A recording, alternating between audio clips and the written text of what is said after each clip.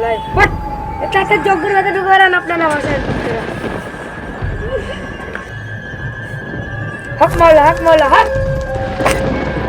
আপনার কাছে চলে এসে তুলে গিয়ে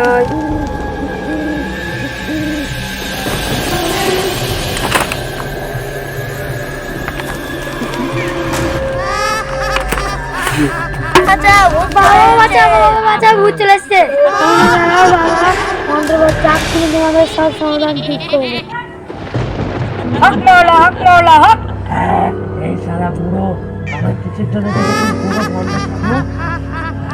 সাধু আমার কিসের জন্য রেখেছি খাবো বল বল তুই গ্রামবাসীদের কেন উৎপাত করিস